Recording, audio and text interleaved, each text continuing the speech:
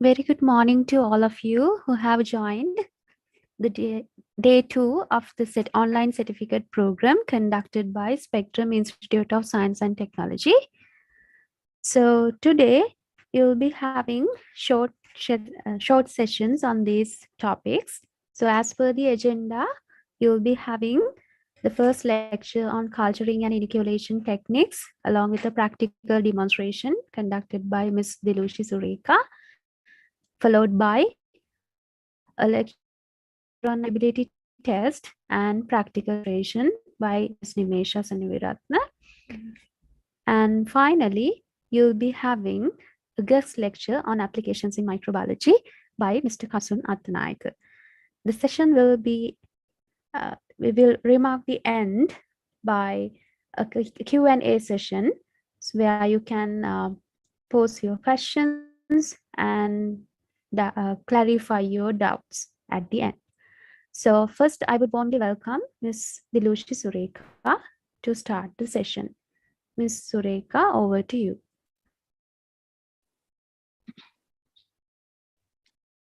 Good morning, everyone. Okay, I'll start today's session with culturing techniques. So, at the first part, I'll discuss about culturing microorganisms, and I'll discuss about bacterial enumeration method. In that case, I'll discuss about direct methods as well as indirect methods.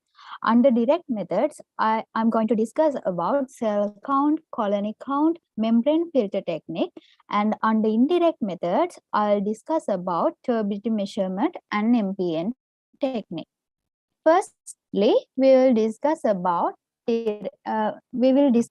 what is the culturing of microorganisms. So what is a culture? Culture is a population of bacteria grown in the laboratory is referred to as a culture.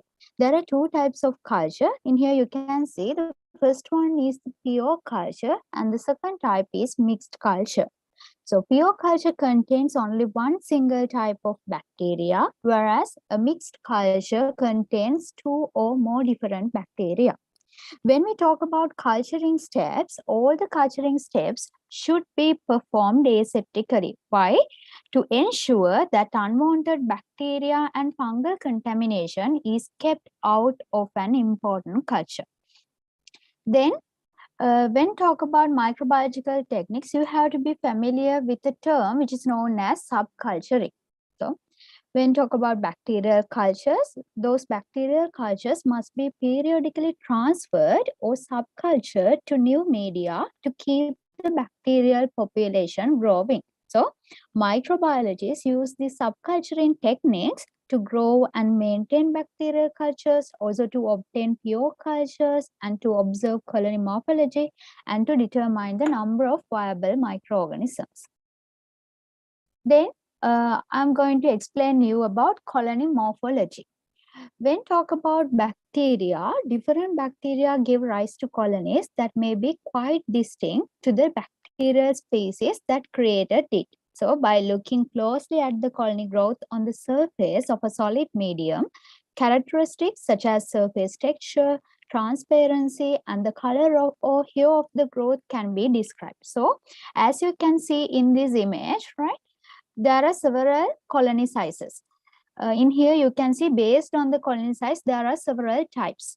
Also, when talk about colony forms, in here you can see there are several types of colony forms such as circular, rhizoid, irregular, and filamentous. Also, by looking at colony margins, we can identify a particular type of bacteria. So in here, you can see what are the colony margins that we are going to observe. What are they? Entire, undulate, lobate, filamentous, and curled.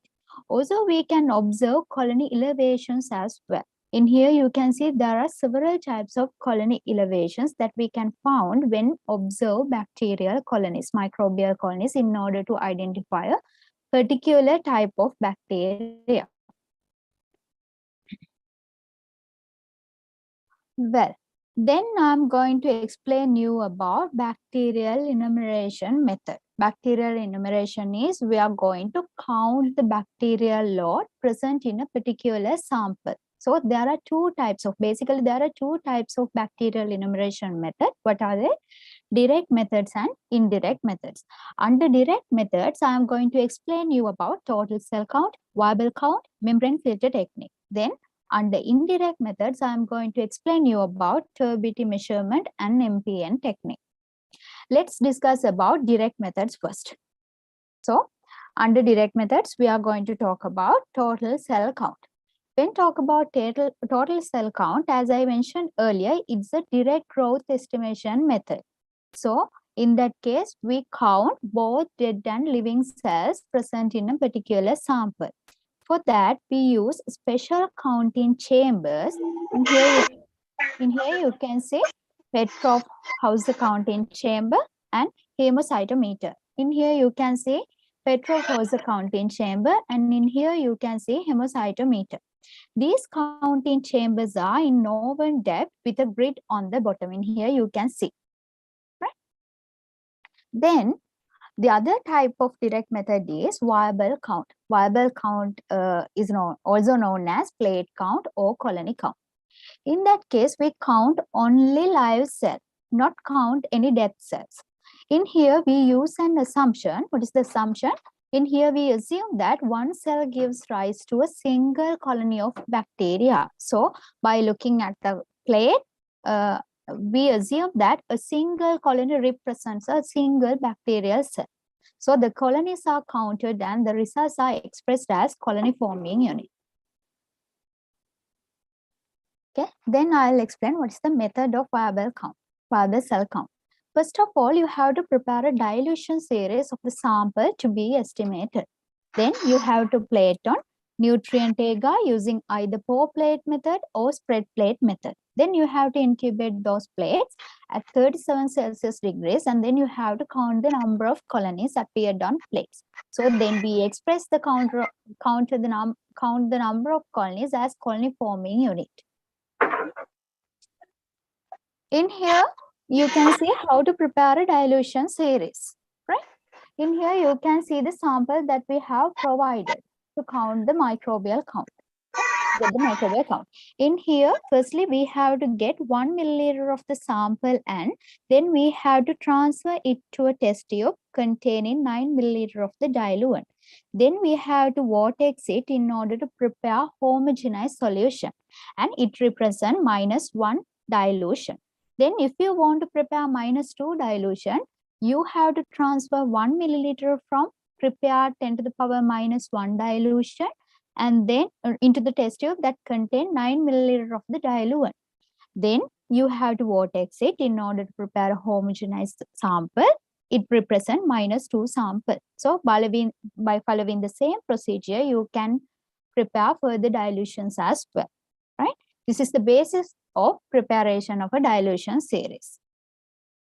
Further information about pour plate method and spread plate technique will be discussed in inoculation techniques, right? Then I'm going to discuss about the last direct method, direct bacterial enumeration method is membrane filter technique. When talk about membrane filter technique, in that case, the sample is passed through a membrane using a filter funnel and a vacuum system. So in here, we use a membrane which has a known uniform porosity of predetermined size. Generally, the pore size is about 0.45 micrometer. It's sufficiently enough to trap smaller microorganisms. So because of that, the bacteria present in that sample are concentrated on the surface of the membrane that we use in here, right? Then that membrane is placed on an appropriate medium. Then we have to incubate at the required temperature for the required period of time.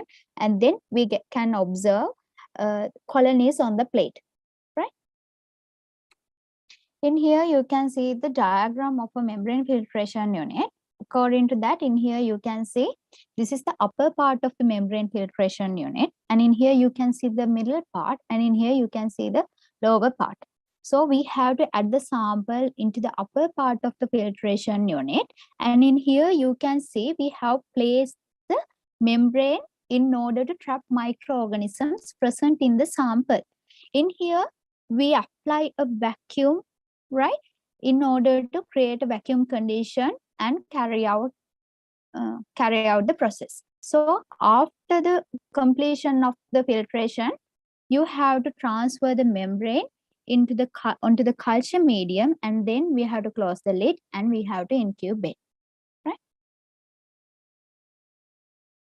In here you can see the diagram in closely. In here you can see we have to place the membrane on the middle part of the filtration unit, and then we have to cover it with our upper part, and then we have to add the water sample that has to be filtered, and then after the filtration process is finished, you have to get the membrane filter by using sterile forceps, and then you have to place on the culture media plate and you have to carry out the incubation.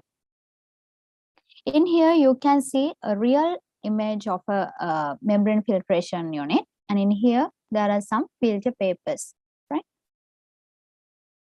There are several advantages of membrane filter technique. What are they? It permits testing of large sample volumes with less contamination. For an instance, when talk about non-turbid water, we cannot confirm there are any microorganisms present in that sample because the turbidity is very low. But we can use membrane filter technique because, as I mentioned earlier, we use a membrane in order to concentrate the bacteria present in that particular sample.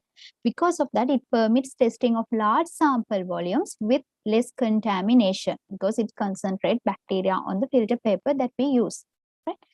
Then the membrane can be transferred from one medium to another for purposes of selection or differentiation of microorganisms, thus allowing isolation and enumeration of discrete colonies of bacteria. Right? This is another advantage of membrane filter technique. Then discuss about where we use membrane filters. Normally, membrane filters used in the laboratory and in the industry to sterilize heat labile fluid materials. When we talk about the sterilization of heat labile fluid material, we cannot use heat sterilizing process such as autoclaving because it will destroy the material, fluid material. Because of that, we have to shift for a method which do not use high temperature conditions for the sterilization. So in that case, we can use the membrane filtration technique. Also, it's an effective and acceptable technique to monitor drinking water, and it's useful for bacterial monitoring in the pharmaceuticals, cosmetics, electronics, and food and beverage industries. Also, it allows for removal of bacteriostatic or bactericidal agents that would not be removed in pour plate, spread plate, or MPN technique. Then I'm going to discuss about indirect methods of enumeration. As I mentioned earlier, there are two types of indirect methods we use for the bacterial enumeration. The first one is turbidity measurement, and the other method is MPN. MPN is most probable number method. Firstly, we'll discuss about turbidity measurement. So it's a simple, rapid method for following growth.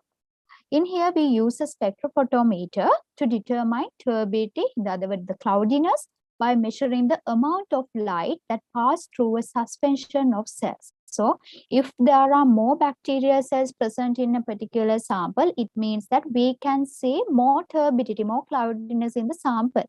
It means that when we apply a light source, when we place a light source directly and allow to pass the light through the sample, in here, a less amount of light will pass through the suspension. This is the theory behind the turbidity measurement. In here, you can see a picture.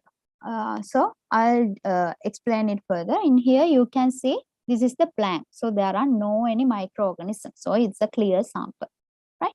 When we place the light source directly and when we allow the light to pass through the sample, in here you can see all the light will pass through the sample, blank sample, in order to, in here we can observe 100% light pass through the sample. It means that there are no any interruptions for the passage of light source. But in that case, we use a bacterial suspension. So there are bacterial cells present in the sample. It means that we can observe some kind of turbidity. So when we place the light source directly to the bacterial suspension, in here, some lights will scattered in and they do not reach to the detector. In here we use light sensitive detector in the spectrophotometer. So in here you can see a very less amount of light percentage will be detected by using this spectrophotometer. So this is the theory behind the turbidity measurement, right? So as I mentioned earlier, in here you can see the method. So we have to prepare a series of dilution from a given bacterial suspension, and then we have to count the number of cells in each dilution using the hemocytometer. Then you have to measure the turbidity or absorbance of each dilution, and then we have to plot a graph turbidity against the number of cells. Then you have to measure the turbidity of the given sample, right? Then you have to get the bacterial count using the standard graph. So that's how carry out the turbidity measurement in order to enumerate bacteria indirectly. Then I will explain about most probable number method, MPN method.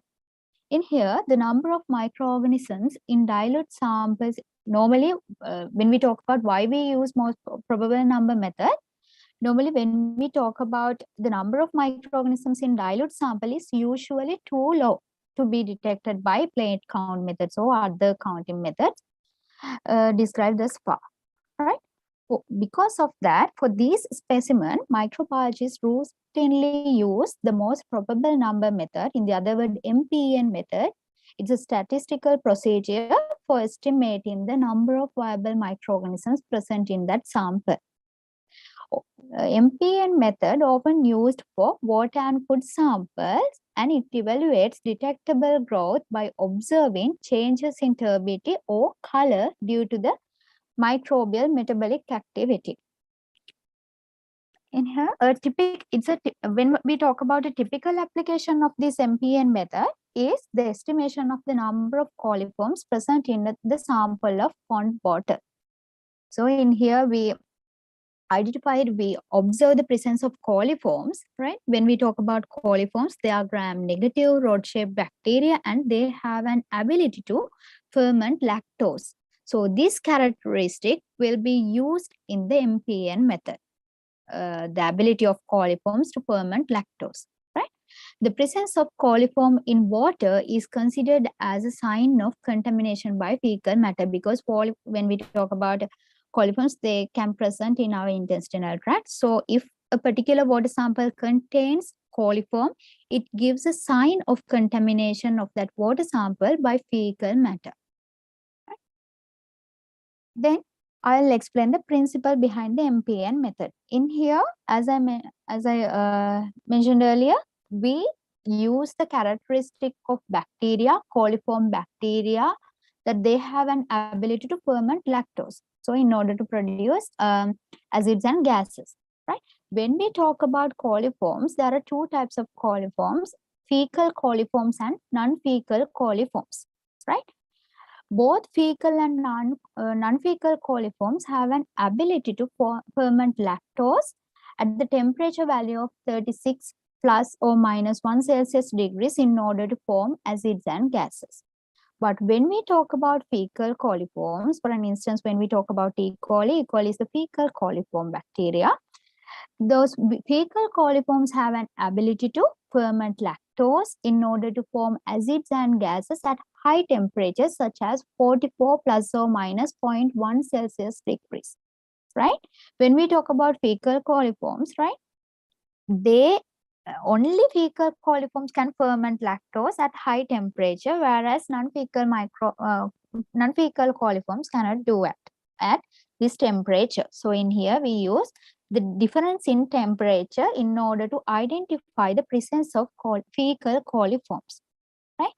Also, in that case we use the principle of the indole test in order to identify E. coli, because in indole test we determine the presence of fecal coliforms that bears with tryptophanase in order to degrade tryptophan in order to form the indole, right? When we talk about the procedure of MPN test, it consists of 3 consecutive tests. In here, you can see 3 consecutive tests. Firstly, we have to carry out presumptive test. Then we have to carry out confirmation test. And then we have to carry out completed test. Firstly, I will explain presumptive test. In here, we use a series of McConkey broth tubes and we inoculate these McConkey broth series. There are different dilution, there is different sets, and they have different dilutions. So we have to transfer the original sample. This is the sample that we have to detect the presence of fecal coliforms. So we have to transfer 10 milliliter of the pond water sample to first set of McConkey broth, and then we have to transfer 1 milliliter for another set, and then we have to transfer 0.1 milliliter. So we prepare different dilutions of McConkey broth. Then we have to place inverted Durham tubes in those test tubes in order to observe the the formation of gas, right? So in here in the McConkey broth, the lactose is present because of having coliform bacteria. They have an ability to ferment lactose. Because of the fermentation of lactose, they produce acids and gas. So due to the production of acids, the color of each sample, the solution will be changed. Also, because of the growing of microorganisms, we can detect some kind of turbidity. Also, during the lactose fermentation, as I mentioned earlier, there will be formed gas, right? So if there are any gas formed during the process, we can observe the gathering of gas, accumulation of gas within the inverted Durham tubes. So to be considered as presumptive positive results, there should have the formation of 10% gas or more in the Durham tubes within 24 to 48 hours. Also, there should have a turbidity in the that give a signs of the growth of microorganisms, and the color of the media should be changed due to the formation of acids. So if there are no any growth or there are no any color change or there are no any formation of gas, it considered as presumptive negative.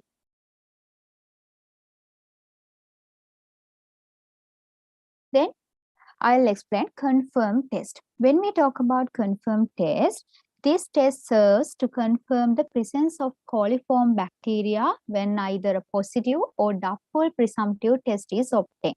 So in order to confirm the results obtained from presumptive test, or in order to clarify doubtful results in the presumptive test, we have to carry out confirmed test. Because some microorganisms other than coliforms also have an ability to produce acids and gases from lactose fermentation. Because of that, we have to differentiate the presence of coliforms from these kind of microorganisms that have an ability to ferment lactose. So in order to confirm the presence of coliform, a confirmatory test is done. When talk about the method, in that case, a loop full of broth from such a presumptive tube is transferred into 2 sets of tubes of brilliant green lactose bile, BGRB broth, and one set of tubes should be incubated at 35 Celsius degrees and another set of tubes should be incubated at 44 Celsius degrees for 48 hours, right?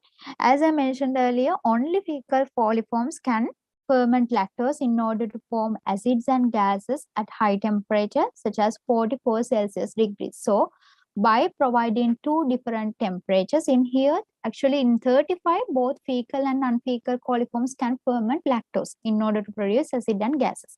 But at the 44 Celsius degrees, only fecal coliforms can produce acid and gases by the fermentation of lactose. Right? The broth tube also contains a Durham tube in order to detect the gas production. In here, you can see the positive results. So in here, this is a normal. This is the positive one. In here, you can see there is some kind of turbidity present in this test tube. Also, we can observe gas production as well in the Durham tubes, right? So there are no any color change in the confirmed test as presumptive test, right? To be confirmed positive test, the formation of gas and turbidity in lactose broth at 35 Celsius degrees indicate the presence of total coliforms. Right? The formation of gas and turbidity in lactose broth at 44 Celsius degrees indicate the presence of fecal coliforms. Finally, we have to carry out completed test. Why we have to carry out the completed test is this test helps to further confirm doubtful and, if desired, positive confirmed test results. Right? So in here, culture that are confirmed as positive for confirmatory test. In here, we have to plate them on using methylene blue agar plate, and we have to incubate at 35 Celsius degrees for 24 hours. Then we have to examine colony morphology on EMB agar plates. Right?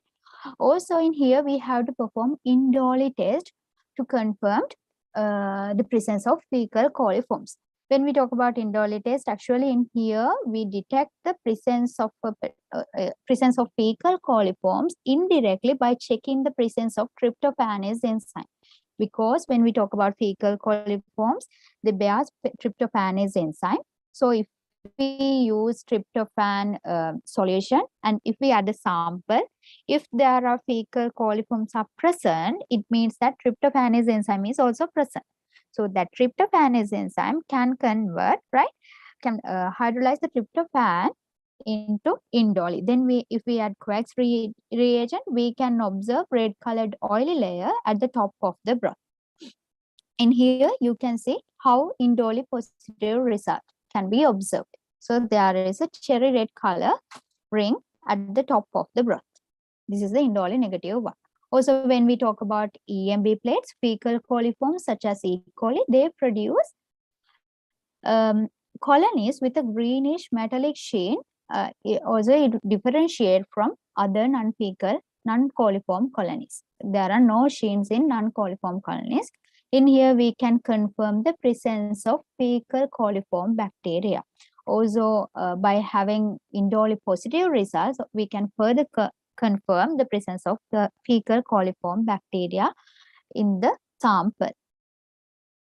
Then I'll explain you how to enumerate bacteria by using MPN technique. In here, we have to select 3 consecutive dilutions with both positive and negative results. Then we have to count the number of positive tubes in each dilution. Let me explain it. In here, you can see there is the color change. Also, if there are any gas formation in the drum tubes, it means that 5 out of 5 test tubes are positive. In this dilution, there are only 2 test tubes are positive. In here, there are no any test tubes are positive. So, likewise, we have to detect, we have to count the number of positive tubes in each dilution, right? Then we have to read the standard MPN table to match the results. Then we have to get the value for MPN per 100 milliliter of the water sample. This is the MPN table. In here, you can see we have to select 3 consecutive dilutions, right? Then we have to count the positive test tubes. When we talk about the counting positive test tubes, in that case, we have to use the results that obtained for confirmatory test, right? As I mentioned earlier, total coliforms give the positive result. It means that the formation of acids and gases at the temperature value of 35. But fecal coliform, at 44 Celsius degrees, only fecal coliform bacteria gives the positive results. If we want to count the fecal coliform bacterial count by using MPN techniques, we have to get the count the positive test tubes at 44 Celsius degrees. If we want to count total coliform bacterial count, we have to get the positive number of tubes at the temperature value of 35 Celsius degrees. Then, by using MPN table, right, you can count the MPN value per 100 milliliter by using this table.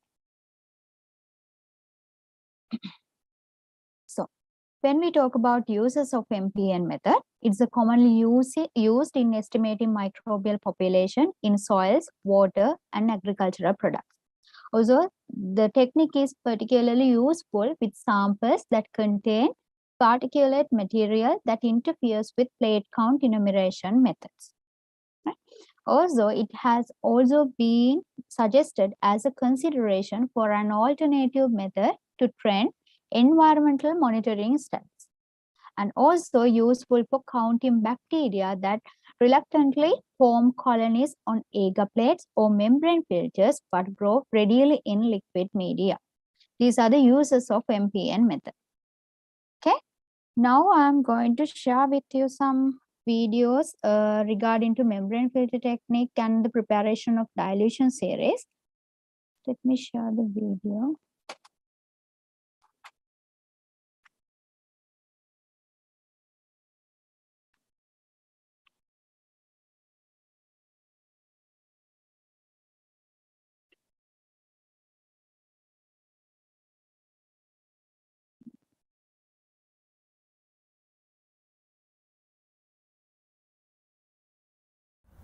In this video, I am going to explain you how to prepare a dilution series.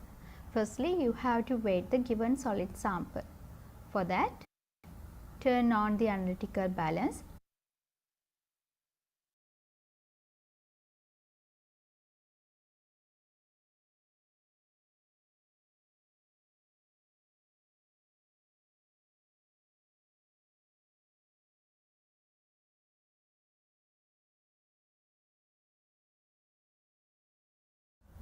In this video, I am going to explain you how to prepare a dilution series.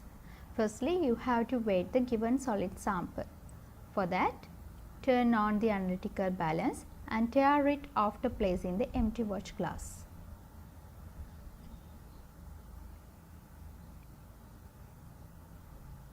Then, weight the required amount of the solid sample. Here, we are going to measure 1 gram of the soil sample.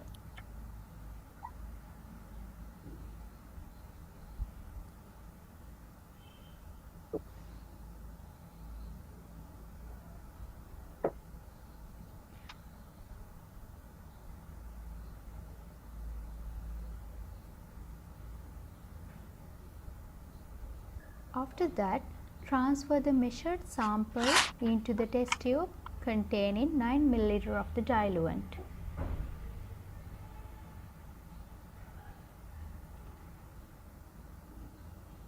After transferring, you have to vortex the sample to mix the solid sample with the diluent well, which represent -1 dilution.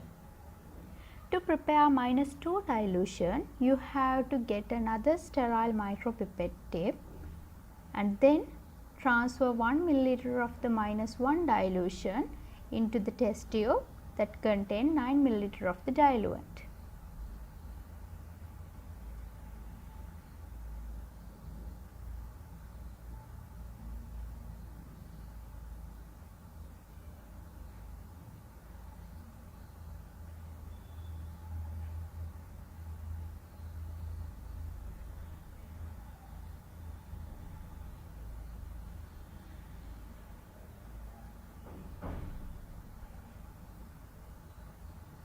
Then you have to vortex the sample to prepare a homogeneous solution.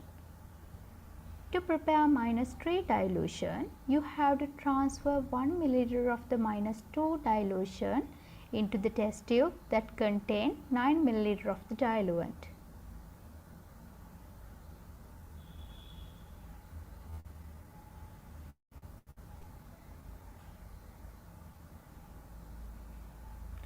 After transferring, you have to vortex the sample to prepare a homogeneous solution. So, you can prepare further dilution as I described in here.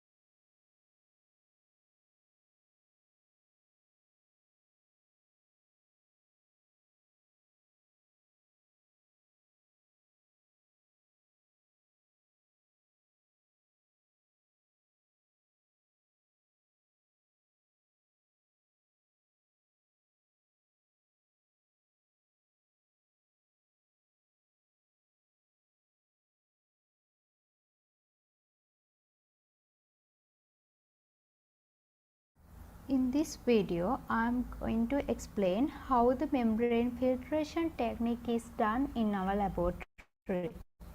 For that, you have to sterile each part of the filtration unit by covering with aluminium foils and then autoclaving.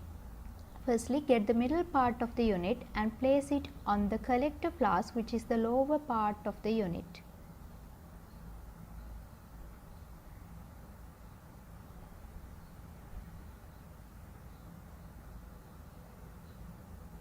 Then you have to sterile the forceps by heating, following by dip in alcohol.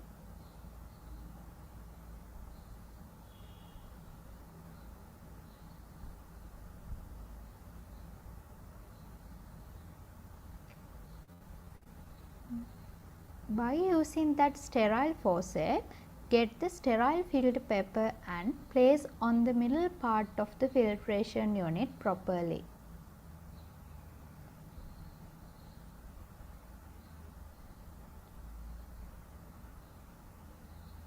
After that, get the upper part of the unit and place it on the middle part with the filter paper in the proper way as shown in this video.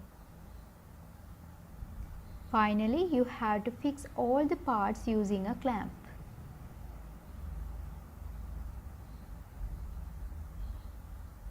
Then you have to connect the rubber bulb as shown in this video, which used to apply a pressure to create a vacuum condition.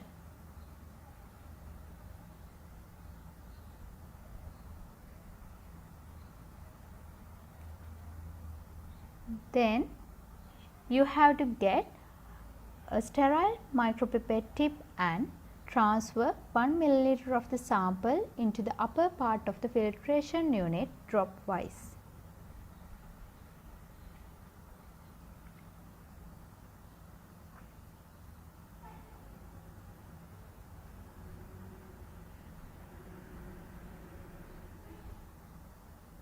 Then you have to apply and release the pressure to create a vacuum condition according to the way that have shown in this video.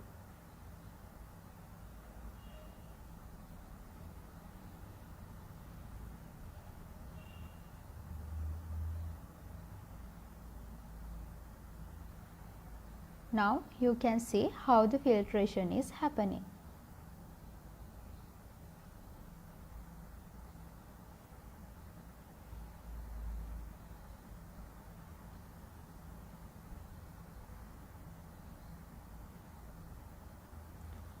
After the whole sample is filtered enough, remove the upper part of the unit and transfer the filter paper onto the culture media plate using a sterile forceps.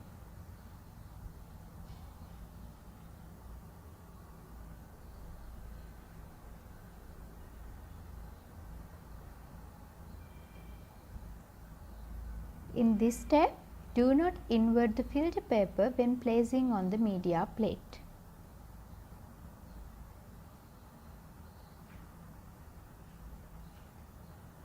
Then you have to place the lid and incubate at required temperature for the required period of time.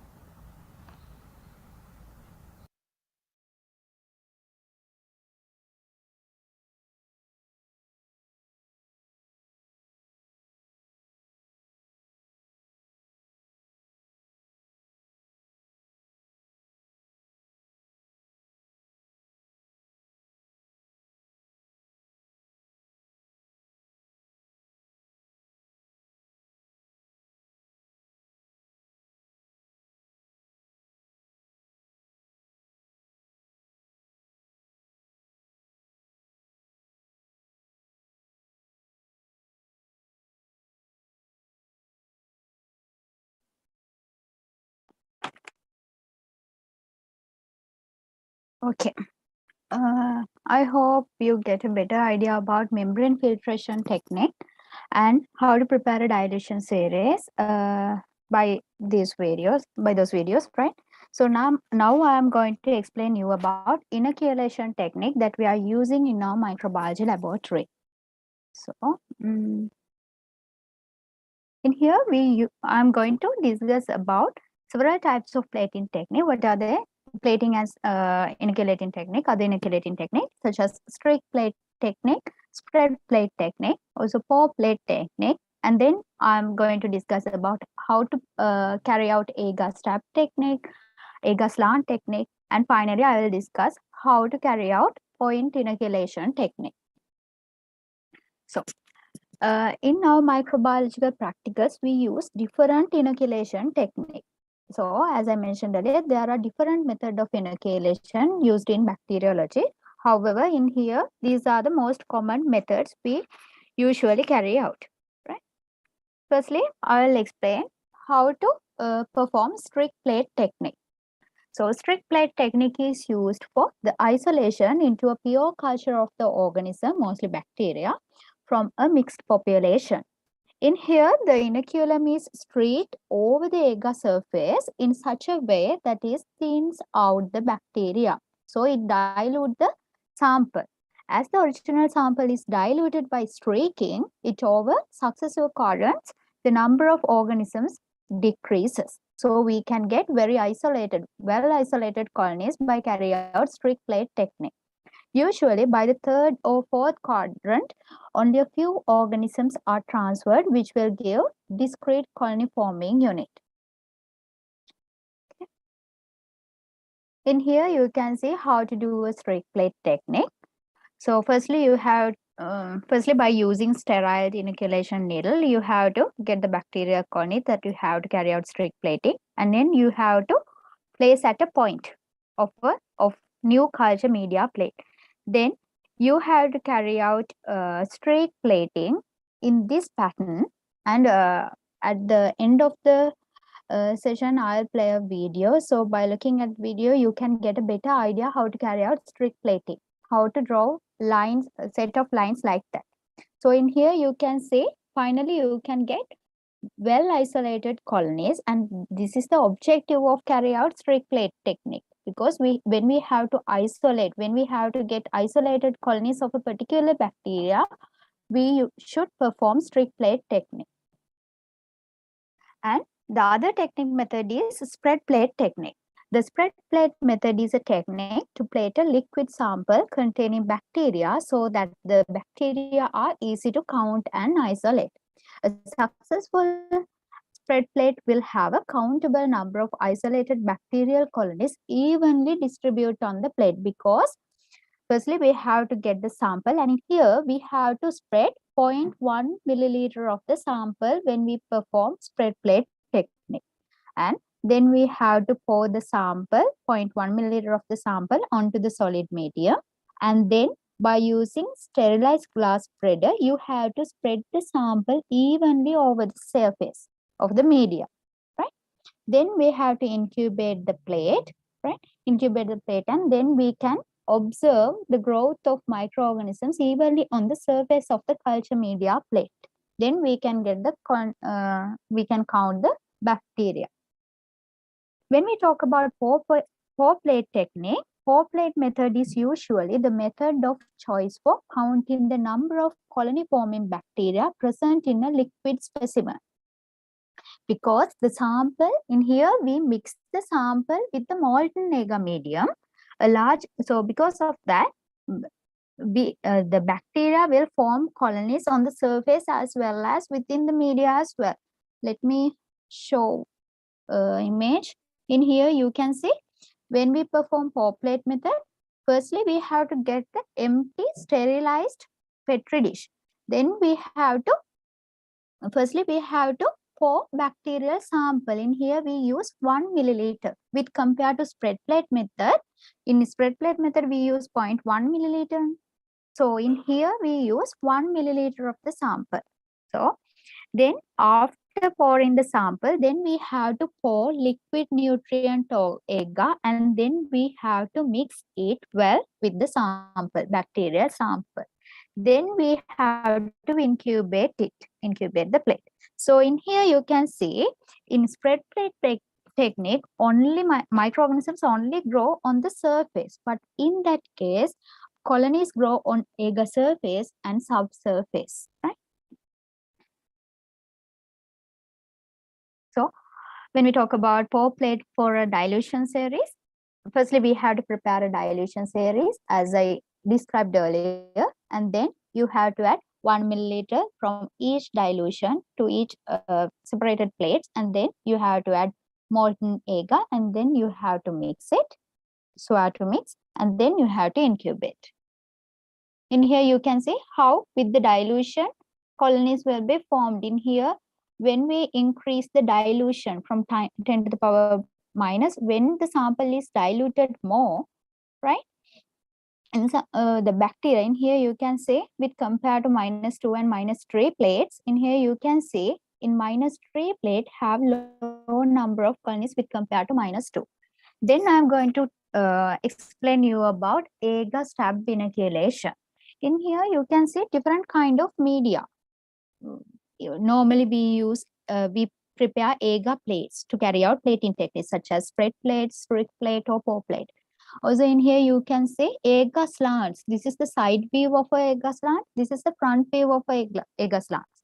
In here you can see agar deep tube, right? Then I'm going to talk about agar stab tube, stab inoculation. In here we use agar deep tube. Semi-solid medium in a tube is allowed to set in upright position. Using an inoculation needle, you have to get the culture, and then it is stabbed through the medium. Normally we use agar stab medium for the analysis of motility or oxygen usage of microorganisms. Right? This is how agar stab process is doing normally in our microbiological laboratory. In here, you can see the inoculating needle. Firstly, you have to sterile the inoculating needle and touch a colony that we have to transfer. And then you have to dip the inoculating needle in the agar stab medium, and then you have to remove, and then you have to close the lid and incubate it. In here, you can see how we can observe microbial growth by using agar stab medium.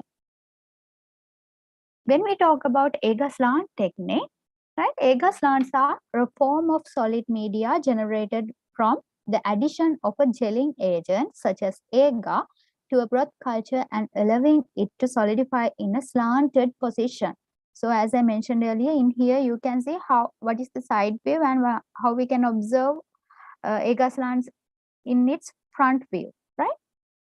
So in here, we inoculated and incubated until reasonable growth is happening, right? So in here, normally after we observe a growth, right, we have to place it in a refrigerator after sealing well and in order to prevent drying. In here, you can see how we can observe microorganisms by performing agar slant method. Right? When we talk about point inoculation, right? In point inoculation, agar medium is inoculated at one point. In here, you can see we have to get a sterilized inoculating needle, and then we have to touch the colony of a particular plate that we have to be transferred into fresh medium. So we have to touch a colony, and then we have to place that load of microorganisms on the fresh medium at a particular point. This method is primarily used to inoculate fungal species. In here, agar medium is inoculated at one point from which the mycelium grows outwards, absorbing nutrients of the fresh medium. This is done using the sterile inoculation needle in order to avoid contaminations. Okay, now I am going to play a video with the practical demonstrations to get a better idea about inoculating techniques.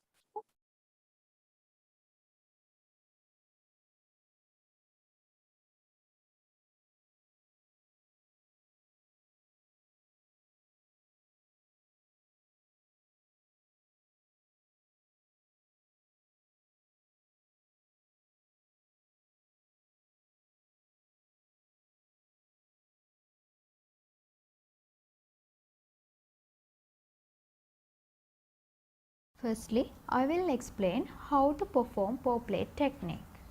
Firstly, you have to transfer 1 milliliter of the sample solution onto the center of sterilized empty plate using a sterile micropipette. Then close the lid immediately and discard the pipette tip. Then carefully pour 15 to 20 milliliter of prepared sterilized media to the plate and shake and rotate the plate to mix the added medium with the sample as shown in this video. For that, you can rotate the plate clockwise and then anti-clockwise and also up and down direction. Then you have to leave the plate until solidify and then incubate.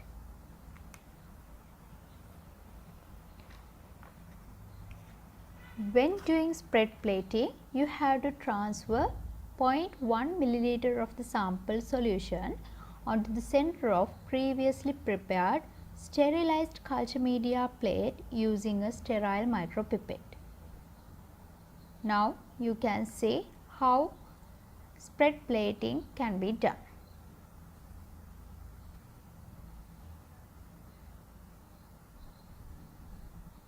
When transferring the solution, you have to carefully transfer onto the center of the media plate.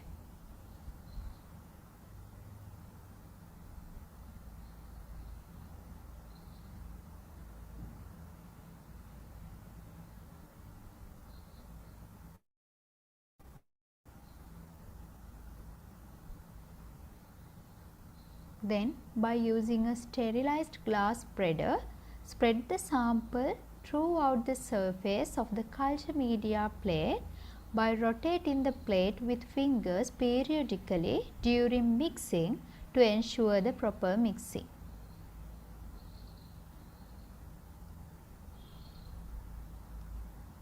Here you have to continue the spreading until the sample portion is absorbed on media surface.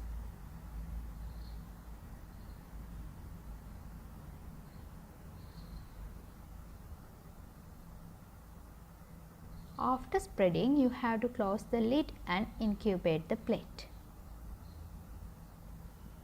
Let's see how strict plate technique is done.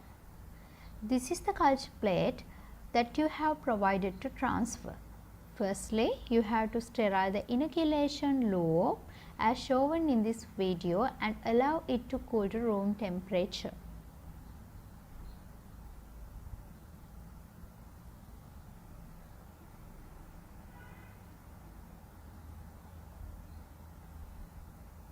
Then touch a colony using sterile loop and place it on the fresh culture plate.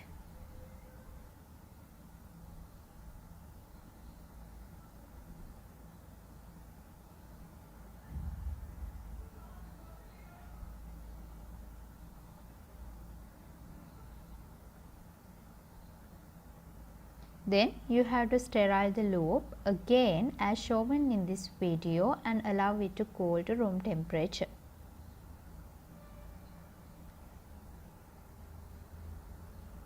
Then you have to streak 4 to 5 lines of the culture by starting from the point where you place the culture on the fresh culture media plate.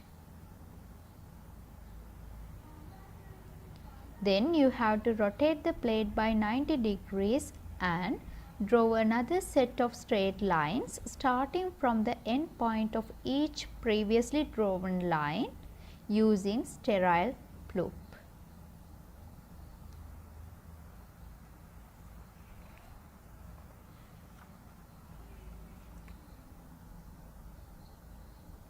Then again you have to rotate the plate by 90 degrees and draw other set of lines as described earlier.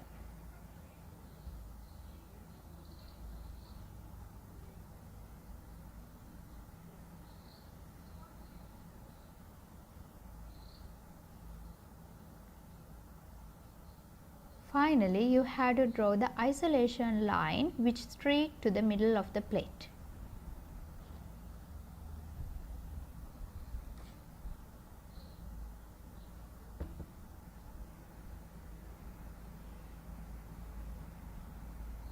Let's see how point inoculation technique is done in our laboratory. Firstly, you have to sterile the inoculating needle as shown in this video and allow it to cool to room temperature.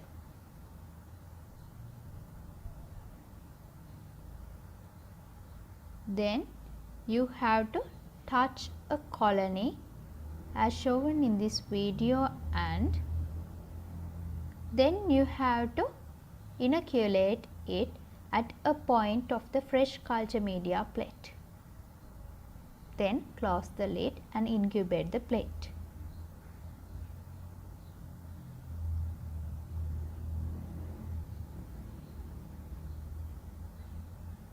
Let's see how agar step inoculation technique is done in our laboratory. Firstly, you have to sterile the inoculating needle as shown in this video.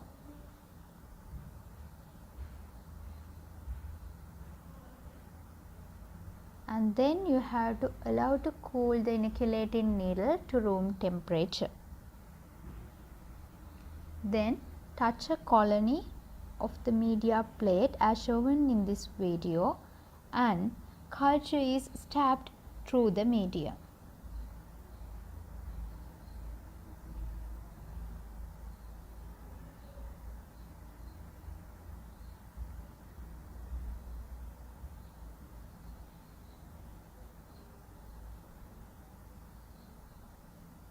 Then you have to close the lid immediately and incubate the tube.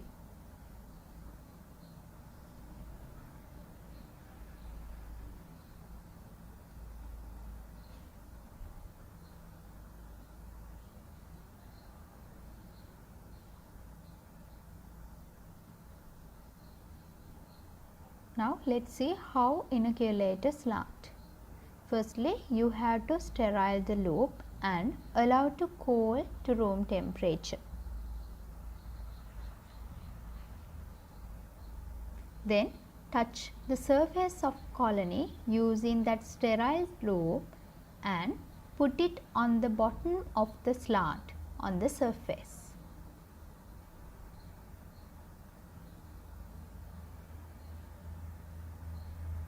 Here you can see how it can be done.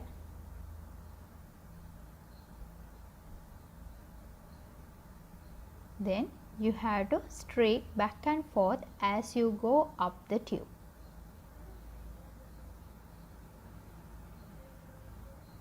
Then you have to sterile and close the lid and incubate the tube.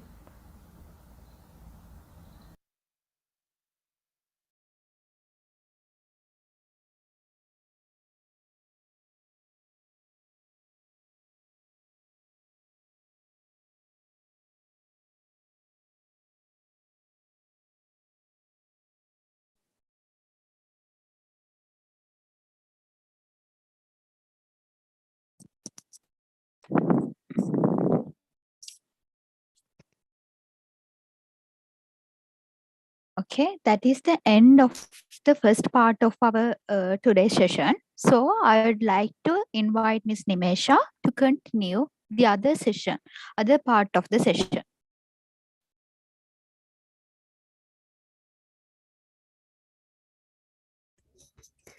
Thank you, Ms. Sureka. So for the next part, I'll be talking about antibiotic susceptibility test, in short form ABST.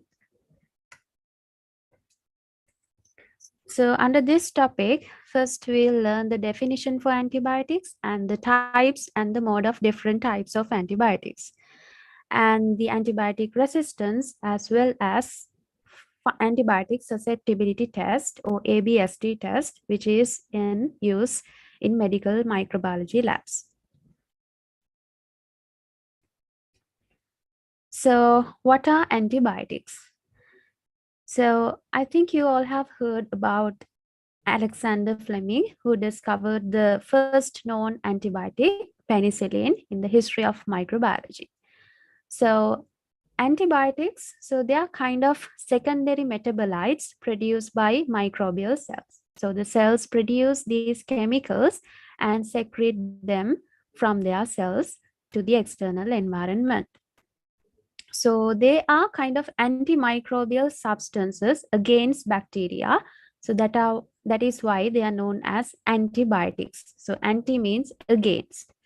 So these antibiotics are used to treat bacterial infections. So whenever you're having a bacterial infection, so the doctor recommends you an antibiotic because it works against bacteria. So these antibiotics are produced naturally by microorganisms. So there can be different types of bacteria or mainly fungi. So they produce these types of chemicals to prevent or inhibit the growth of another type of bacterium. So most modern antibiotics are semi-synthetic. So the ones discovered in earlier times, so they were natural antibiotics, but later they were modified as semi-synthetic antibiotics to treat ongoing bacterial infections that are in use today. So how did the people get to know about these antibiotics first? So it was Alexander Fleming in his lab discovered penicillin antibiotic for the first time in history, which is a secondary metabolite product by Penicillium chrysogenum, a fungus, a filamentous fungus, a mold. So in this picture, you can see Penicillium chrysogenum colonies on an agar medium. So the story is like this. So Alexander Fleming was a scientist, actually he was a doctor. So he was very interested in carrying out microbiological experiments. He mainly conducted experiments on bacteria, and during one period, so he was carrying out experiments using Staphylococcus aureus bacterial colonies. So he had some agar plates containing S. aureus colonies, and he kept those colonies at his lab, and he went out for a vacation. So when he returned from his vacation and when he observed the same plates, he discovered that on the same plates, other than the bacterial colonies, there was a colony growth coming from a fungus like this. So he also observed that around some fungal colonies, there were no bacterial growth. So the bacterial colonies that were kind of away from the fungal colonies, they were there as they were, but the bacterial colonies that were around the fungal colonies, they were kind of inhibited. So he was curious for the reason behind this phenomenon, and later he did some experiments, some analysis, and found out that the inhibition of the bacterial colonies were due to the secretion of some chemical produced by this particular mold colonies, and he discovered it as penicillin antibiotic. So this is the structure of penicillin. So after Alexander Fleming, many scientists discovered similar types of antibiotics as shown in this table. So penicillin was extracted by Penicillin notatum and Penicillium chrysogenum by Alexander Fleming, and streptomycin antibiotic, it was the secondly known antibiotic, secondly discovered antibiotic, and it is actually produced by another bacterial species, a filamentous bacterium, an actinobacterium known as Streptomyces gracius, and the streptomycin was discovered by Selman Waxman. So thereafter, so many antibiotics like cephalosporin, chloramphenicol, polymyxin, neomycin.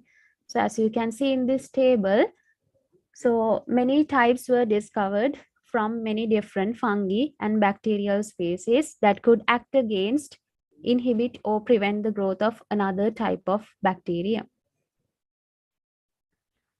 So if we talk about the different types of antibiotics, so we can classify antibiotics based on different parameters. So most importantly, we can classify antibiotics into two types as broad antibiotics and broad spectrum and narrow spectrum antibiotics, depending on their biological active spectrum. So that means So there's a huge difference between broad spectrum and narrow spectrum antibiotics based on the activity, antibacterial activity. So if you consider a phenomenon like this, so let's say you're having a bacterial infection and you don't know the cause behind it. You are not aware of the causative organism. So what you do is you first go and consult a doctor, and he also doesn't know about the causative organism. So what he does is he first recommends you a broad spectrum antibiotic. So that means that antibiotic can act against a range of microorganisms, maybe different bacterial species. So it can inhibit or prevent the growth of different types of bacteria. So that's what you call a broad spectrum antibiotic. So the doctor recommends you a broad spectrum antibiotic first, and he investigates whether you respond to it or not. So if you respond to it, so then there's no further treatment, your infection is cured. But if that broad spectrum antibiotic does not work against your infection, that means the range of that antibiotic, so it is not effective against the particular causative organism behind your bacterial infection. So then you have to go for a culturing technique. So he will take you some specimens from you, and then we'll send it to the lab to culture the specimen. So on the culture medium, they will detect the presence of some bacterial colonies, or maybe there are some other methods to follow, like serological test or PCR. So by following those methods, you can definitively you can identify the actual the accurate causative agent behind the infection. So if you get to know the actual bacterial agent behind the infection, so then the doctor can recommend you a narrow spectrum antibiotic, which is more specific to your causative organism. So narrow spectrum antibiotics, they have a narrow range of biological activity. That means most narrow spectrum antibiotics are limited to 1 or 2 bacterial species. They can act against only one, most often 1, or sometimes 2 or 3 closely related species. And there's another classification depending on the route of administration.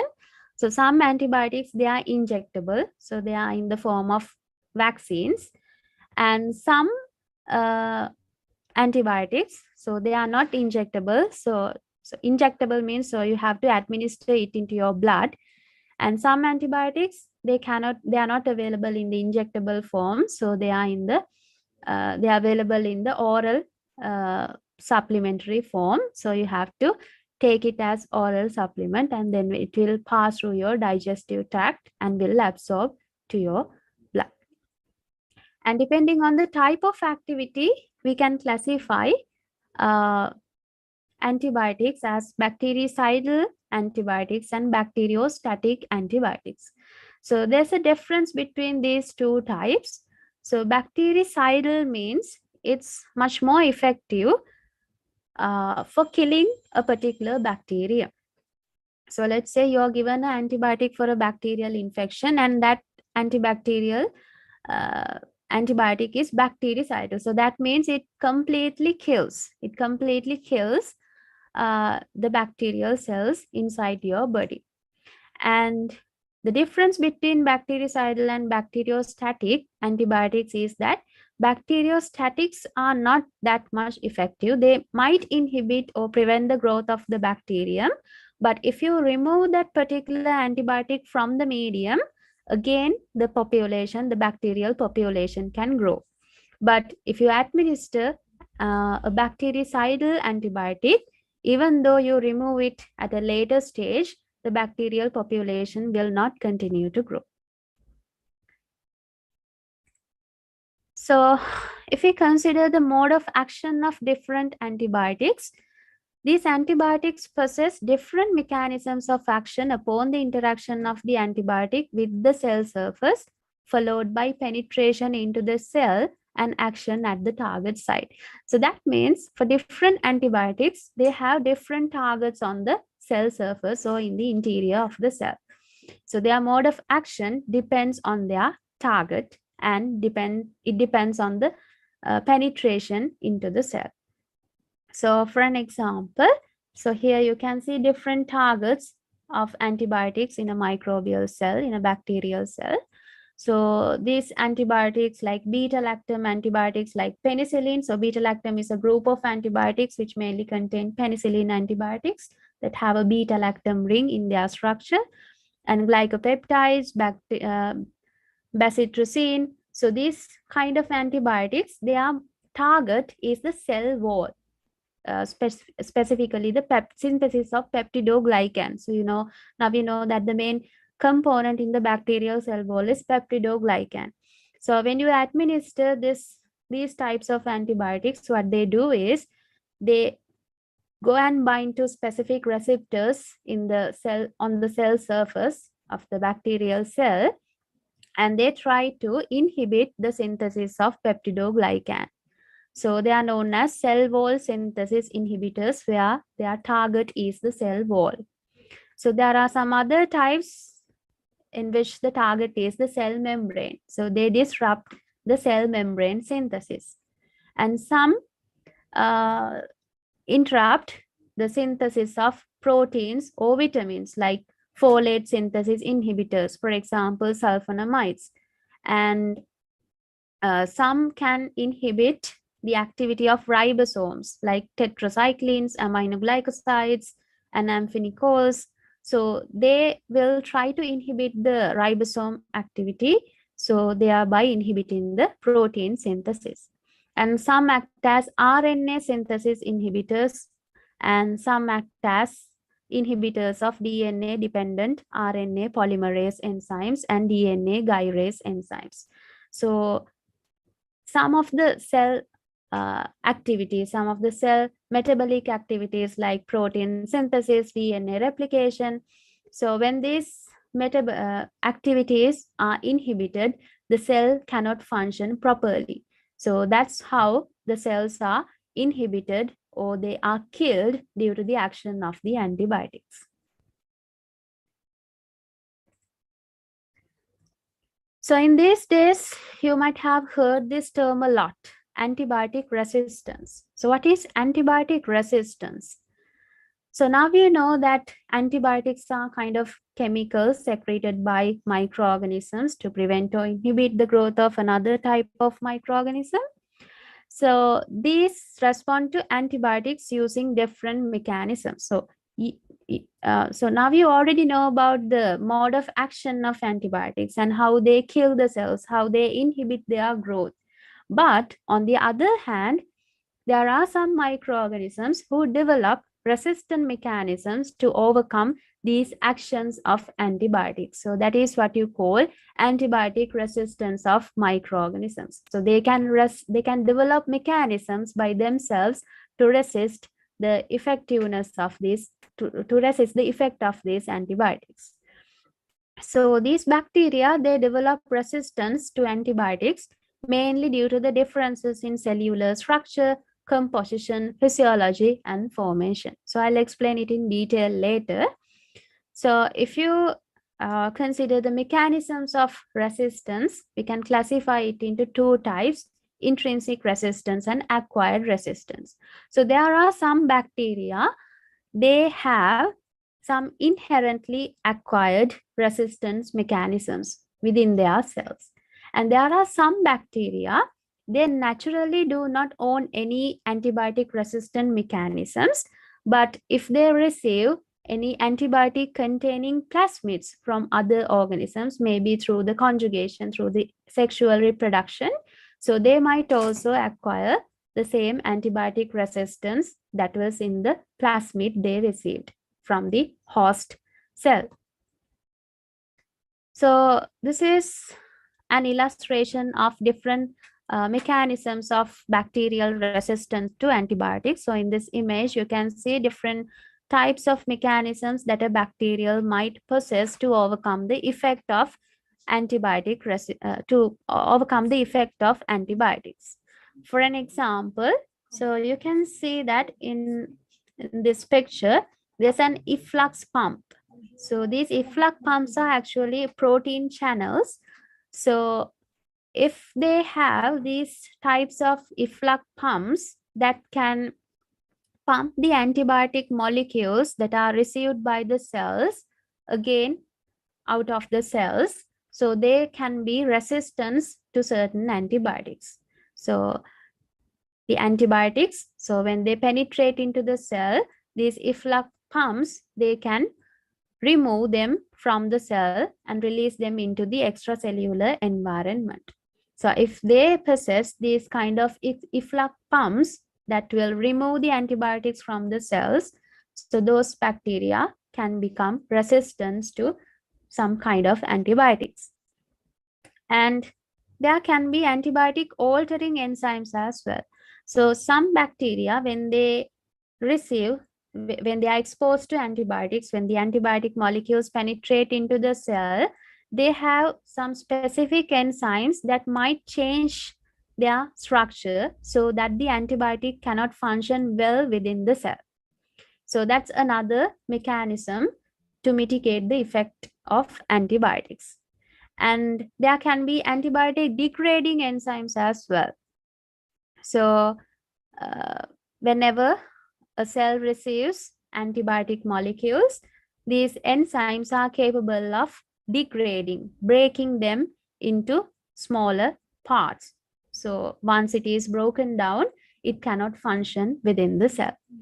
So most often these antibiotic degrading enzymes and antibiotic altering enzymes are produced through plasmid encoded mechanisms. So that means when the plasmid containing bacteria, when they have antibiotic resistant genes within the plasmid, these genes encode for antibiotic degrading enzymes or antibiotic resistant genes. So these plasmids, they might be naturally present in the cell. So, or like I said, they can be acquired from another bacterium that is already resistant to certain antibiotics through the conjugation process. And nowadays, there's a global concern regarding multi-drug resistant or MDR bacteria. So these are also known as superbugs. So these bacteria are known as multi-drug resistant or superbugs because they are resistant to antibiotics more than one antibiotic. For an example, methicillin-resistant Staphylococcus aureus, MRSA, and vancomycin-resistant Enterococcus, VRE. So what's the problem of the emergence of multi-drug resistant bacteria? So as you can see in the Science News Journal, so there's an article that says microbes loaded by one drug can rapidly develop resistance to another. So that means these multi-drug resistant bacteria are they are a major health concern because whenever a bacterium becomes multi-drug resistant, so it's very impossible, it's very difficult to treat a bacterial infection coming from that particular bacteria, because we always have narrow spectrum antibiotics, so that the doctor recommends you to treat bacterial infections or broad spectrum antibiotics. But whenever the bacterium becomes resistant to different types of antibiotics, so it's very difficult to treat. And as a result, the scientists, they have to discover for new therapies, for new antibiotics always. So the research continues because of the emergence of multi-drug resistant bacteria.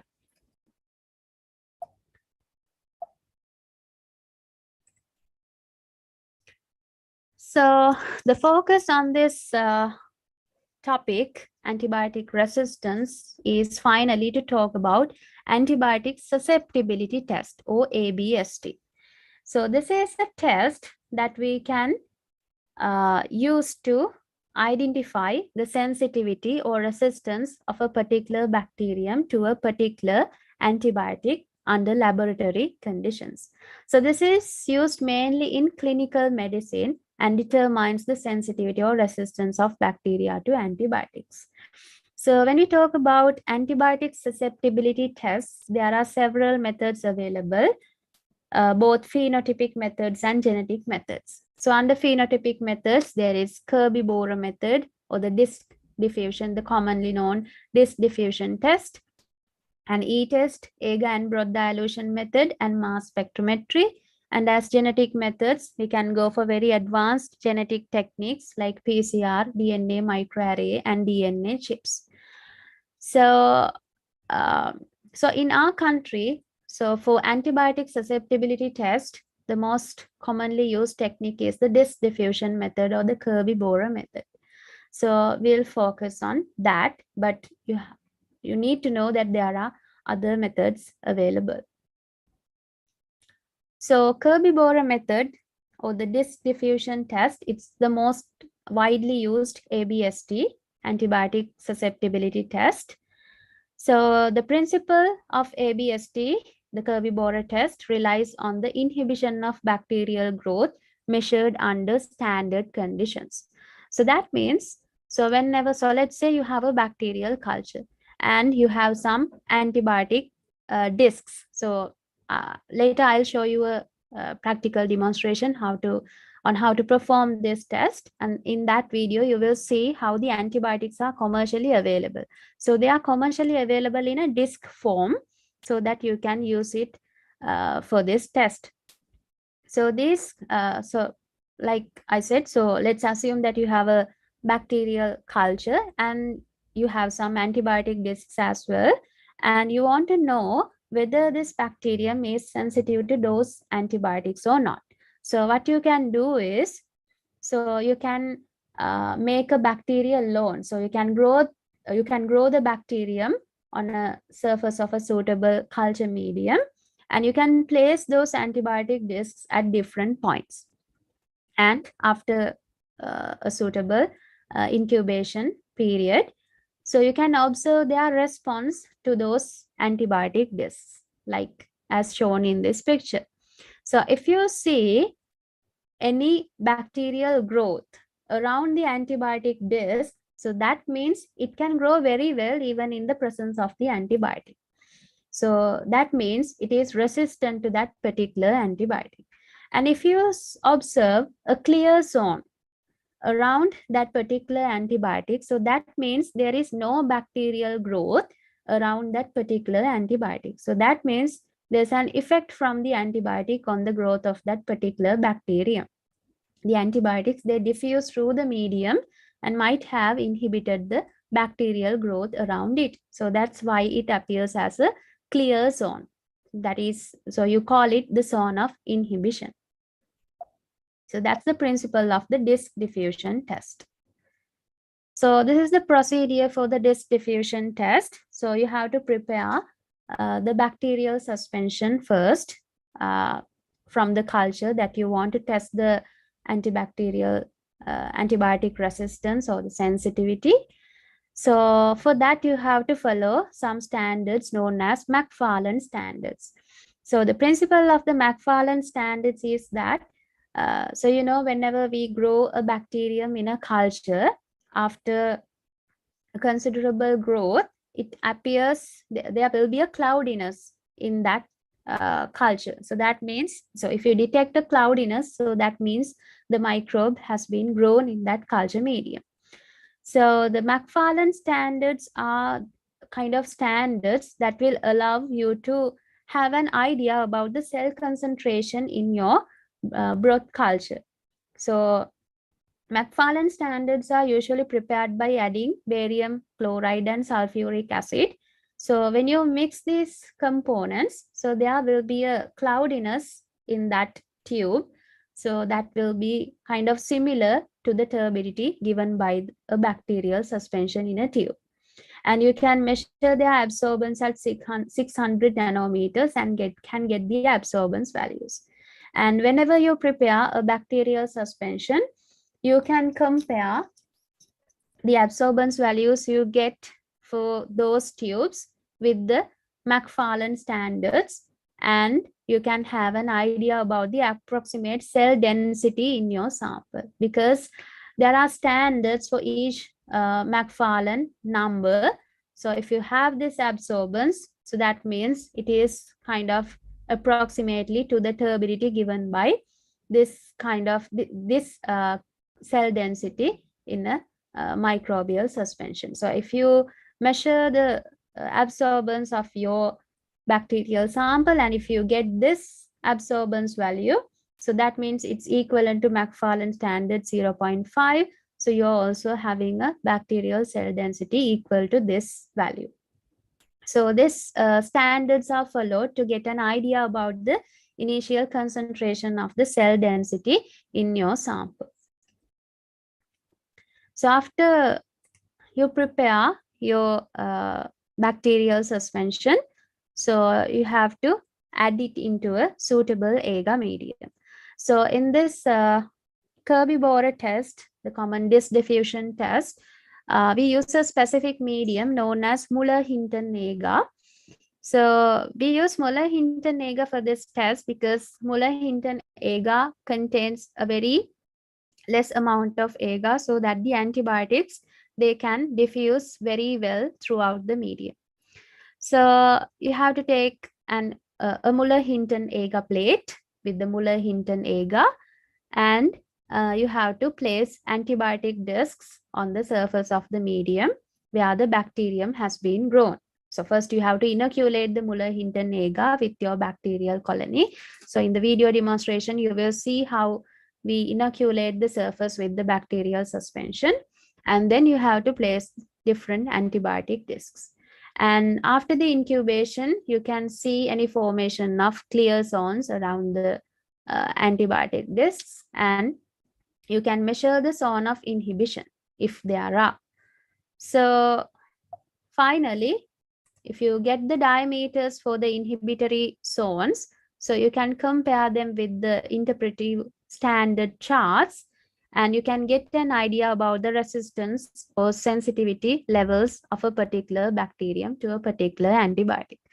For an example, if we take amoxicillin 30 microgram concentration disc, and if you get a clear zone around that particular disc for your bacterial lawn in this range, so that means they are in millimeters. So if you get a clear zone below 18 millimeters, so that means your bacterium is sensitive to amoxicillin disc. So likewise, there are interpretive results for sensitive levels and moderately sensitive levels and resistant levels. So by looking at these diameters, you can get an idea about the sensitivity or resistance of the bacterium of interest. So these are some actual results obtained from a Kirby borer test, a disk diffusion test. So here you can see S. aureus treated with petroleum methane chloroform extract of S. glandiflora. So you can actually modify this test in any way you want. So other than the commercially available antibiotics, you can actually use natural extracts, and you can impregnate some filter papers cut into this shape with the natural extracts and place on the Muller-Hinton agar, and you can test the antibiotic the antibacterial activity of those extracts to a particular antibacterial, to a particular bacterium. So this is how we interpret the results at the end of the disk diffusion test. So that's the end of the antibiotic sensitivity test. And finally, I'll show you a short practical demonstration on the same topic so that you can have a better understanding on how to perform the ABST using disk diffusion test.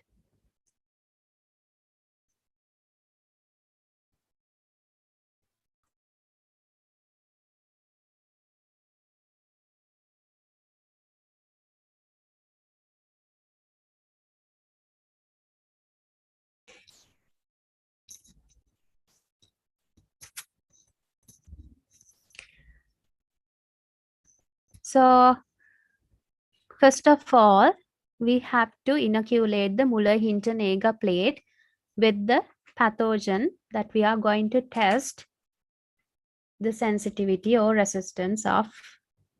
So this is the bacterial suspension that we have already prepared. So it's actually an overnight culture of a pathogen in a test tube present as a liquid broth. So you can take sterile cotton buds to inoculate the pathogen into the Muller-Hinton agar. So we dip the sterile cotton swab into the tube, and then we can spread it all over the surface of the Muller-Hinton agar to make a thin bacterial lawn on the surface. So this is how we inoculate the Muller-Hinton agar plate with the bacterial pathogen that we are using for the test.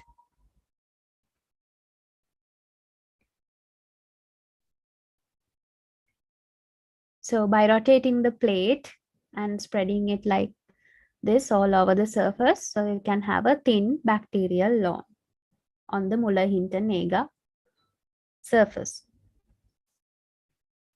So these are some commercially available antibiotics. So they might be in this sterile bottles, or they might be available in glass ampoules, glass vials. So anyway, they are available in a disc-shaped form commercially. And after spreading the pathogen on the surface, you can invert the plate, and at the bottom, you can divide the plate into 4 sections so that you can place 4 different types of antibiotic discs on each section. So you can label each section with the corresponding antibiotic disc that you're hoping to place on that. And then you have to take the antibiotic discs aseptically from the vials. For that, we use a sterilized faucet. So we have to sterilize it by dipping it in alcohol solution and flaming it by the Bunsen flame. And then you can take an antibiotic disc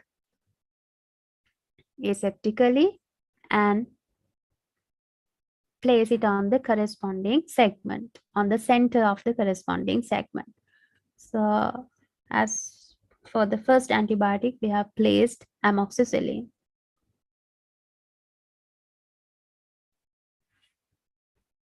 So you have to repeat the same procedure for the other antibiotic discs also. So as a second antibiotic, we are going to take streptomycin. So like earlier, so you have to take it aseptically and place it on the second segment, on the center.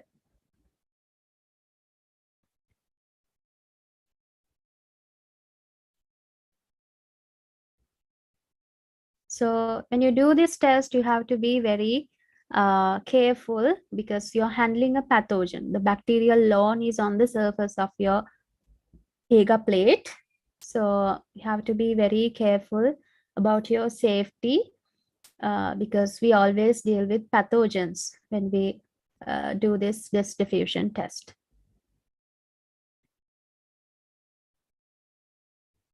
So now we are going to place the third antibiotic disc on the agar.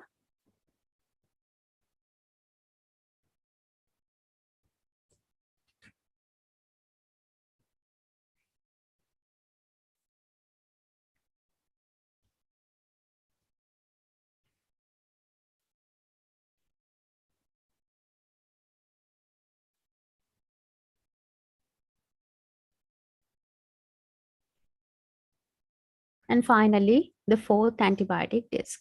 So once you're done with placing the antibiotic discs on the agar, so you can incubate it at a suitable temperature. So most of the pathogens that we use in the lab, we usually incubate them at around 37 degrees or 30. So for pathogens that are intestinal, we usually incubate them at 37 for about 24 to 48 hours. So after the incubation period, you will detect any formation of clear zones around the colonies, and you can measure the diameters and compare your results with the standard charts and get an understanding about the resistance or sensitivity levels of the pathogen to the antibiotic discs that you have used in your test. So that's the end of the antibiotic sensitivity test.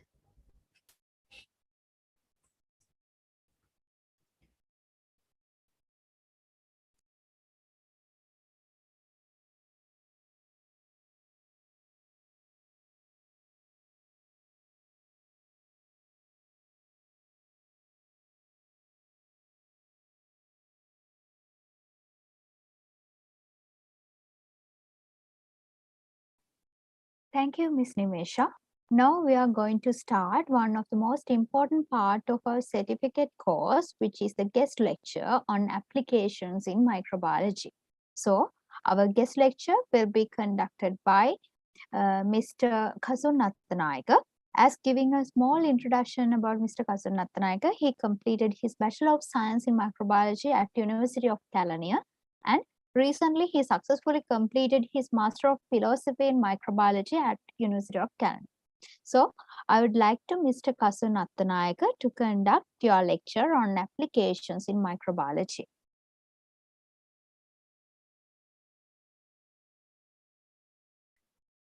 Okay, thank you, Ms. Dilsha.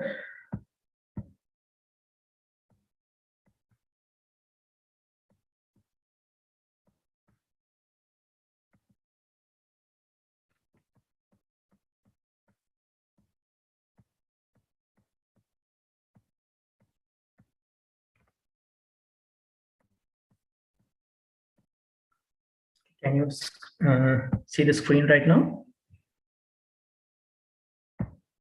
Yes, Kasun Nattanayaka. Okay, right. Good morning, everybody. I'm Kasun Nattanayaka, and I'm going to present you about the industrial application of microbial biofilms in environmental remediation aspects. Moving to my presentation, I would like to have a brief introduction on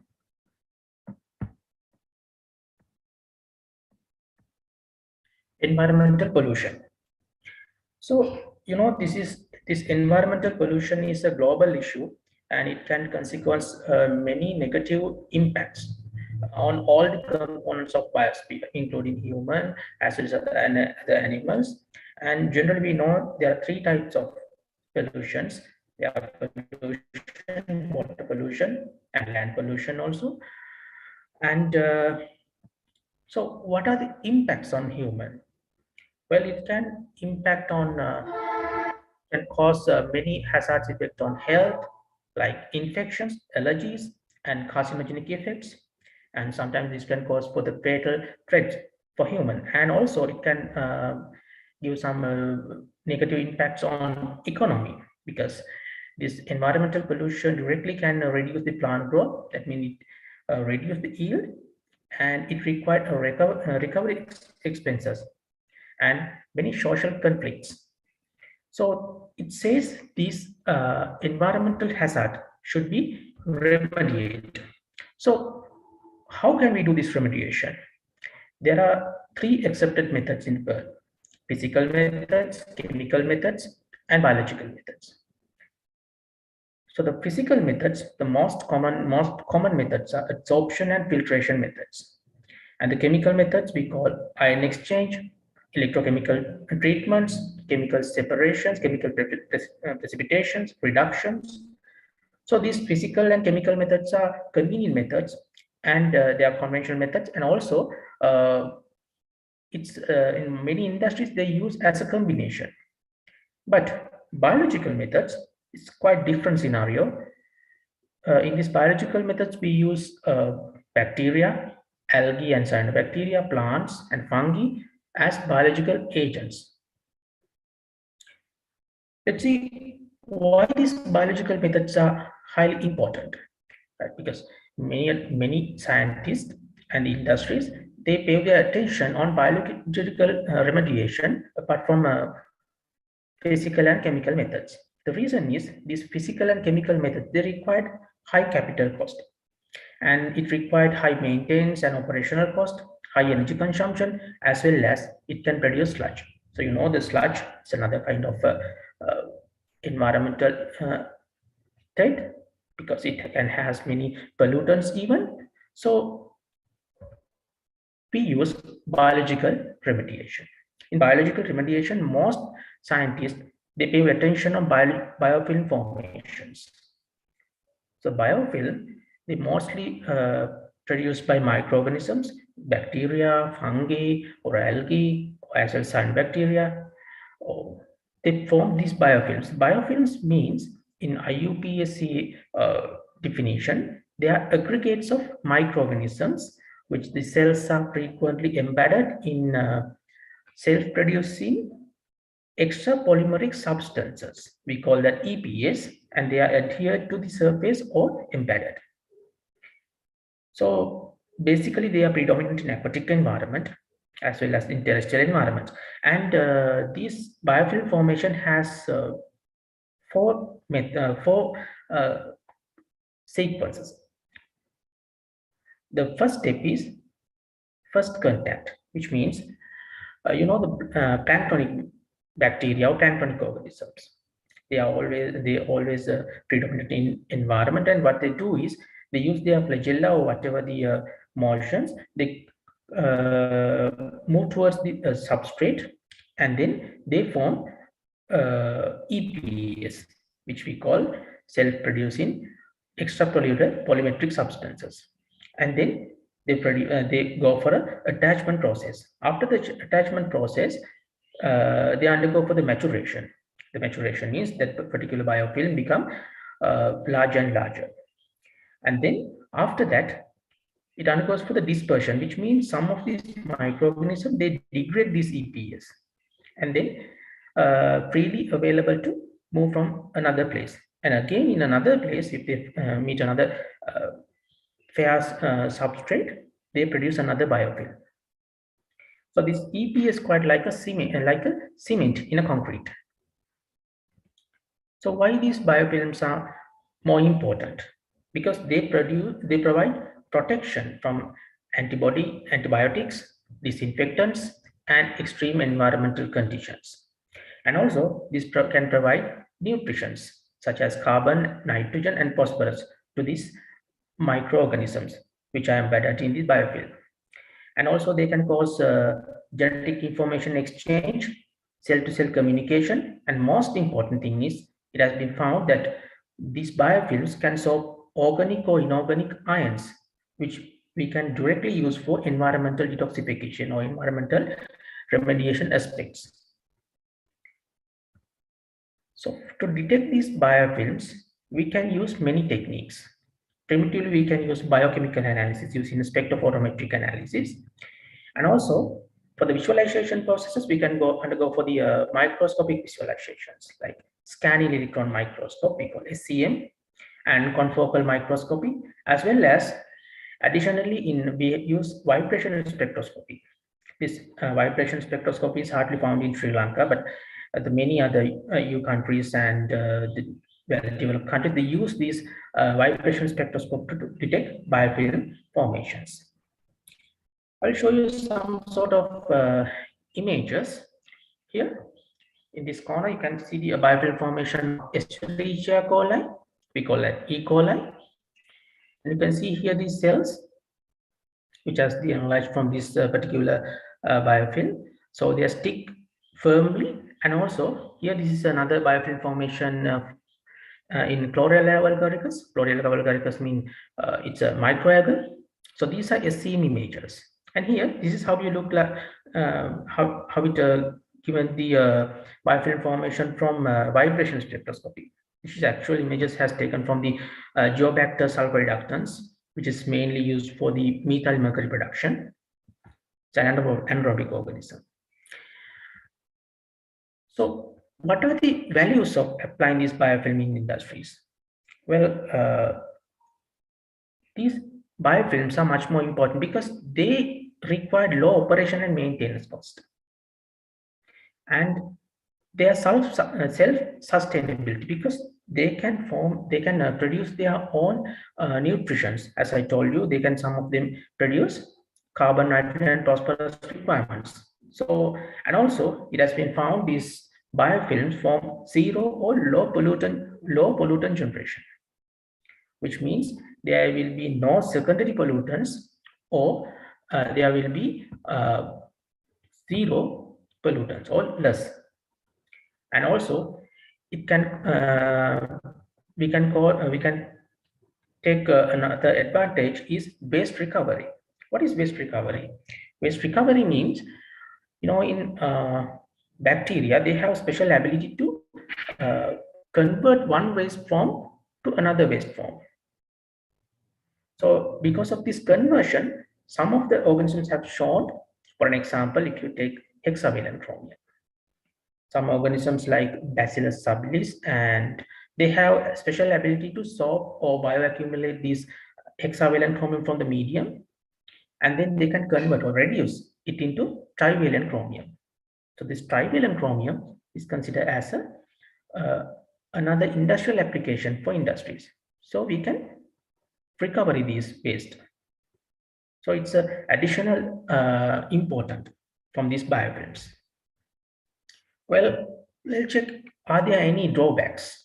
Yes, there are a few drawbacks, because sometimes these toxicity levels can be exceeding. The microorganisms, they are also sensitive for the pollutants for up to some certain levels. If it is accidentally exceed these toxicity levels, so it can be fatal threat for these microorganisms. So that's one sort of drawback. And also, if there's any sudden environmental changes like pH changes or the any temperature changes, so it can cause some damages on microorganisms as well as for the biofilm. But in practical scenario, what we do is we always keep them in constant. And also there can be some possibility to have some contaminations, especially antagonistic microorganisms.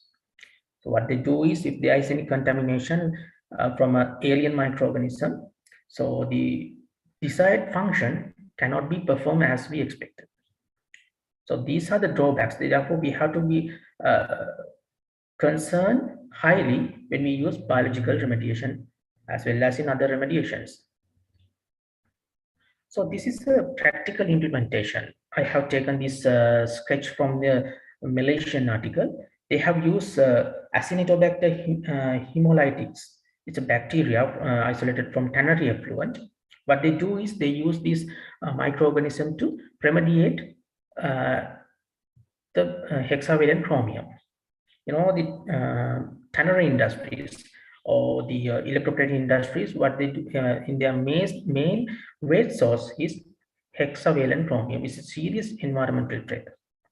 So in that particular time, they have chemical and physical methods also to remediate, but in this research, they have used biological remediation mainly.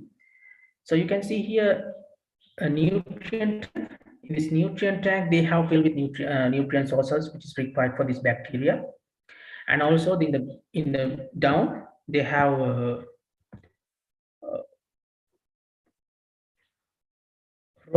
chromium 6 plus waste tank. In the letter of C, it has the mixing tank. What they do is they mix these particular nutrients and waste, and it's like a dilution process. And then after that, they undergo for the holding tanks, which means they hold these particular nutrients and waste up for a desired level and then release them to the bioreactor. This bioreactor is filled with biofilms. So in this particular research, they have used wood scrapes for the biofilm formation as adherents. So they keep these after this desired time, after the biofilm formation, they release these nutrients and raw hexavalent chromium based water into this bioreactor. And after like 96 hours, they what they do is they discharge this waste to the receiving tank. If you check this receiving tank, it says this total amount of hexavalent chromium will be reduced into trivalent chromium, which means there has going to be a bioreduction inside this reactor. According to their reports, they say they can completely remove up to 17 to 18 milligram of liters of hexavalent chromium completely within 96 hours. After that, they have gone for another physical and chemical treatment process to remove these trivalent chromium also. And after series of that particular strain, they have removed this waste without any chromium. And additionally, they say they can collect these trivalent chromium and again reuse for their industrial applications. So those are the practical implementations which you can find commonly in the scientific community. So this comes the end of my presentation. Are there any questions, or I'm open to answer these questions?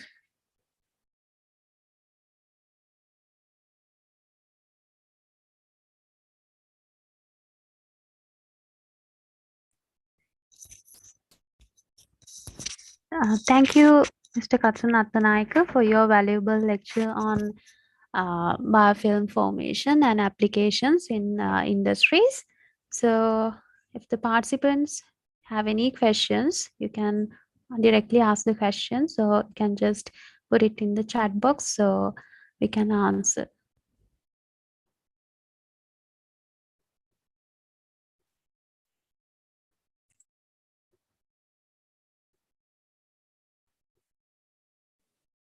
Well, there is a question that what is the ISO standard relating open plate test?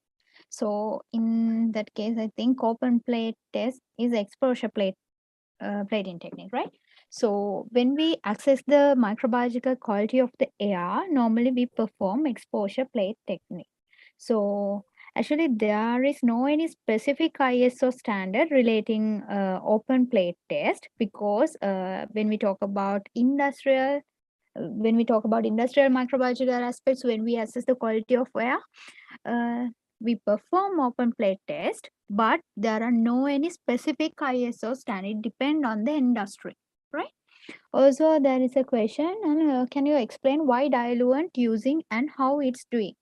So, for an instance, when we talk, if we have to assess the microbiological quality of a particular environmental sample, normally, if there are any microorganisms present in that sample, that microorganisms are usually in stressful conditions. Because of that, if we before carrying out microbiological experiment, we have to recover microorganisms first.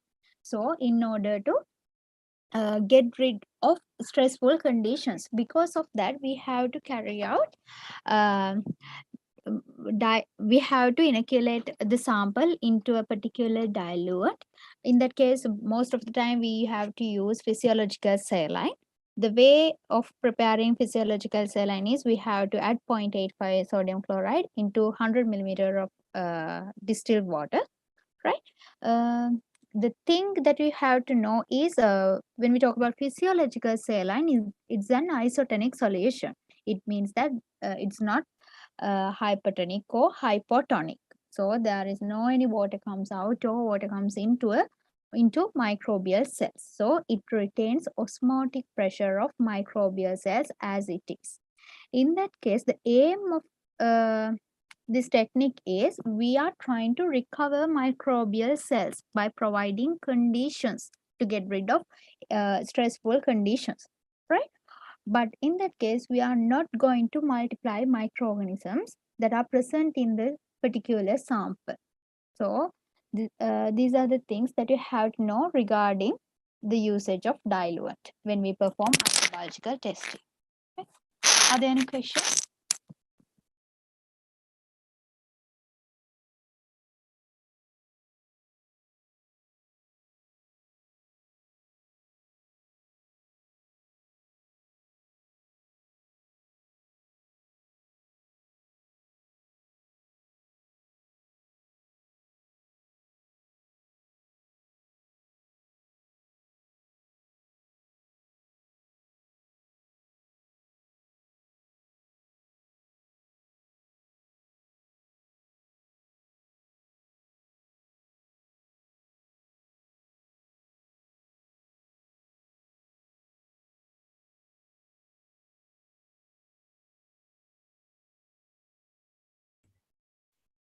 So I guess you have no more questions. So to wind up this session, so I just wanted to tell you that all the practical demonstrations will be uploaded to our YouTube channel so that you can refer to them later if you want. And like for the day one, for day two also, we are going, we will be emailing you a short questionnaire that will consist of 30 multiple choice questions so that you have to answer that Google Sheet form and submit it to receive your online certificate for this session. And finally, I would like to thank Mr. Kasunathanayake again for his valuable time and contribution to this session by giving a lecture on applications in microbiology. And if you have any other any further questions, or if you need any further clarifications, so these are our contact details, so you can contact Spectrum through this phone number or email. So we have one more question. Yeah, so I got several questions. In yesterday's quiz, answer given for the question which asked the incorrect combination of scientific discovery with Louis Pasteur and germ theory of disease. Is it correct? So both Louis Pasteur and Robert Koch contributed to the establishment of the germ theory, but I think you might have heard about Koch postulate. So that's the basis of germ theory in establishing the pathogen disease relationship. So the most accurate combination is Robert Koch and germ theory of disease. But Louis Pasteur had also a contribution up to a certain amount, but the most appropriate answer is Robert Koch. And so some of you might have missed yesterday's session. Is there a way to get the recording to complete the quiz? So if you haven't attended the session, I'm not sure whether you'll be allowed to have the access to the quiz for the yesterday's session, because the deadline was 11 p.m. yesterday. So we'll get back to you with any response from the course coordinator. And how many marks that I want to get for pass the exam. So we have not decided, we not yet decided the level of your marks for the questionnaire, but it certainly has to be some level to award you the certificate. So if you got like 10 or above, so that's good, but I think we will assign some levels of some grades for your submissions, and that will be displayed on your e-certificate.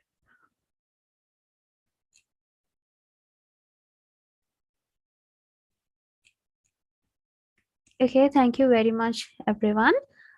So we hope to conduct more sessions in the future like this, and we hope you'll be in touch with us in the future as well. Thank you, everyone, and have a nice day.